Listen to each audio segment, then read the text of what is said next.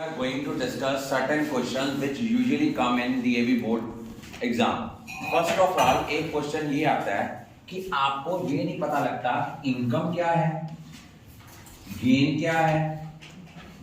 अगर कोई एसेट को बेच के हमें कोई फायदा हो रहा है वो गेन है, लेकिन अगर गुड्स को बेचते हैं वो क्या है, प्रॉफिट है। और इनकम किसके इक्वल होती है, गेन प्लस प्रॉफिट के। Gain plus profit that is income. और एक चीज अब आपने याद रखनी है, नेक्स्ट हमारा जो क्वेश्चन आता है वो आता है कैश बेसिस और अक्रूवल बेसिस के बेसिस पे आपने जो है वो निकालना होता है प्रॉफिट। जब हम कैश बेसिस की बात करते हैं, कैश बेसिस में हमने सिर्फ कैश सेल्स को कंसिडर करना है, चाहे वो हमारी प्रीवियस ईयर के पैसे हैं, इस ईयर के हैं, हमने इसको प्योरली रिसिप्ट बेसिस पे लेना है। जो पैसे आ गए हैं, जो रेवेन्यू है, वो आपकी इनकम ट्रीट हो जाएगी। और इनमें से वो एक्सपेंसेस माइनस करने हैं, एक्सपेंसेस जो आपने कैश में पे किए हैं। अगर मान लो वहां लिखा हुआ है कि 2,70,000 के एक्सपेंसेस हैं, जिनमें से 50,000 रुपए के अभी भी आउटस्टैंडिंग है, तो हमारे एक्सपेंसेस जो हैं 2,70,000 में से 50,000 माइनस करके हम कितने एक्सपेंसेस ट्रीट करेंगे, 2,20,000। कैश बेसिस में हमने क्या करना है, कैश सेल में से वो एक्सपेंसेस माइनस करने हैं जो एक्चुअल में हमने कैश पे किया है। लेकिन अगर अक्रूवल बेसिस होता है, अक्रूवल बेसिस में हमने कैश सेल्स भी लेनी है as well as credit sales भी लेनी है। और एक चीज क्या करनी है, हमने इनमें एक्सपेंसेस माइनस करने होते हैं ऑफ करंट ईयर, चाहे हमने पे किए हैं या हमने पे नहीं किए।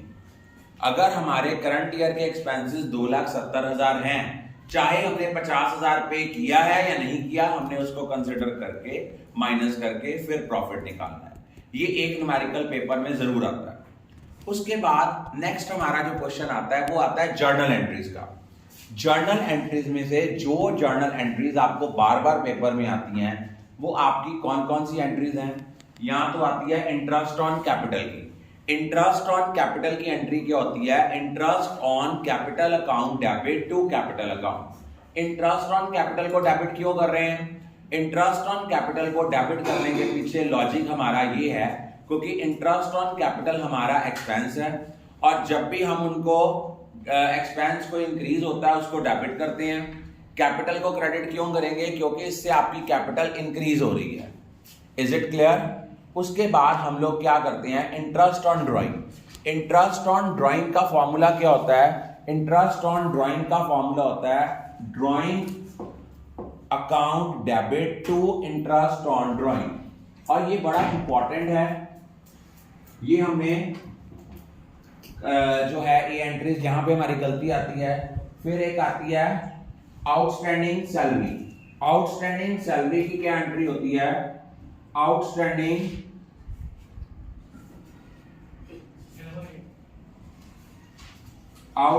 सैलरी की एंट्री होती है salary account debit to outstanding salary account. और अगर आपका आता है अक्रूड इनकम, अक्रूड इनकम हमारा एसेट है, income which is due but not yet received, इसकी एंट्री होती है accrued income account debit to income. और अनअर्न्ड इनकम क्या होती है, अनअर्न्ड इनकम होती है जो इनकम हमें एडवांस में आ गई है, इसकी एंट्री होती है income account debit to unearned income. Bank charges charged by bank, bank charges account debit to bank. अगर बैंक ने हमें कोई इंटरेस्ट क्रेडिट किया है, एंट्री होगी bank account debit to interest. Depreciation charge on machinery, depreciation account debit to machinery account. अगर मान लो आता है goods given as charity, entry क्या होती है, charity account debit to purchases account. और अगर हमने गुड्स दिए हैं एज अ फ्री सैंपल, तो हमारी एंट्री होती है advertisement account debit to purchases account. और अगर गुड डिस्ट्रॉयड बाय फायर है तो एंट्री होती है loss by fire account debit to purchases account. अब आपको प्रॉब्लम आती है जीएसटी वाले क्वेश्चंस में। जीएसटी में दो तरह की ट्रांजैक्शंस होती हैं, one is interstate, another is intrastate। अब हमें ये चीज आप बार बार ये चीज हमें डिटरमिन करनी है कि कौन सी ट्रांजैक्शन हमारी इंट्रास्टेट है और कौन सी ट्रांजैक्शन जो है वो हमारी इंटरस्टेट है। तो आप लोगों को सबसे पहले ये समझना है कि इंटरस्टेट और इंट्रास्टेट ट्रांजैक्शन का क्या डिफरेंस है, क्योंकि जब तक ये डिफरेंस नहीं आता आपको कभी भी नहीं पता लगेगा कि वहां पे सीजीएसटी एसजीएसटी लगना है कि आपका आईजीएसटी लगना है। अब ये डिपेंड करता है कि आपकी ट्रांजैक्शन कौन सी है, इंट्रास्टेट सेल है कि इंटरस्टेट है। इंटरस्टेट का मतलब क्या होता है? इंटरस्टेट का मतलब होता है वन स्टेट टू अनदर। जब हम एक स्टेट से दूसरी स्टेट में गुड्स की परचेज कर रहे हैं या सेल कर रहे हैं, दैट इज इंटरस्टेट। इंट्रास्टेट का मतलब होता है विद इन द स्टेट। और जिस ट्रांजैक्शन में इंट्रास्टेट ट्रांजैक्शन होती हैं वहां लगती है सीजीएसटी एसजीएसटी, और जो इंटरस्टेट ट्रांजैक्शन है वहां पे लगता है हमारा IGST.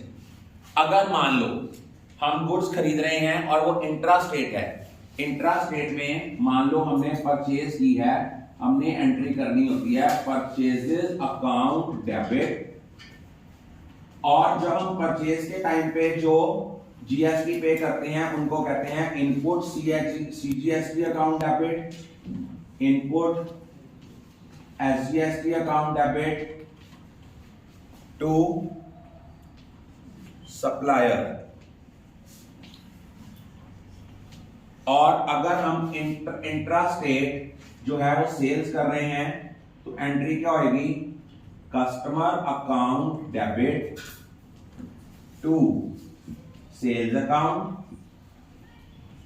To output CGST to output SGST. और एक आपकी प्रॉब्लम कहां है? अगर इंटरस्टेट होता है आउटसाइड द स्टेट, अगर हम परचेज कर रहे हैं तो एंट्री आनी है परचेजेस अकाउंट डेबिट। इसमें सिर्फ एक ही आनी है input IGST account debit to supplier. उसमें क्या है, जो आपका सीजीएसटी एसजीएसटी है वो सारी एक में ही क्लब हो जानी है। और अगर हम इंटरस्टेट सेल करते हैं तो एंट्री आनी है customer account debit to sales to output IGST account. अब आप लोगों की प्रॉब्लम कहां पे आती है? मान लो उसने कहा हुआ है paid to Mr X proprietor, paid to Mrs X on the behalf of Mr X जो प्रोप्राइटर है, कि हमने प्रोप्राइटर की वाइफ को प्रोप्राइटर के बिहाफ पे फॉर्म ने पे किया है। तो एंट्री क्या आनी है? एंट्री इसकी आनी होती है drawing account debit to cash, क्योंकि हमने ये सोचना है कि प्रोप्राइटर ने पैसा विड्रॉ किया है। अब इस बार पेपर में क्वेश्चन में एक एंट्री थी कि एक पर्सन है, उसने अपनी पर्सनल चीजें खरीदी हैं अपने पर्सनल सेविंग अकाउंट से, तो उसको किताबों में रिकॉर्ड करने की क्या जरूरत है? मेजॉरिटी स्टूडेंट उसको ड्राइंग्स मान लेते हैं। ड्राइंग्स तब होती अगर वो बिजनेस के पैसे को यूज कर रहा होता। अगर एक प्रोप्राइटर बिजनेस के पैसे को यूज ही नहीं कर रहा, अपने पर्सनल पैसे को यूज कर रहा है अपने पर्सनल पर्पस के लिए, बिजनेस में तो हमने उसको रिकॉर्ड ही नहीं करना, तो उस केस में नो एंट्री होगी। I think all of you are clear about it.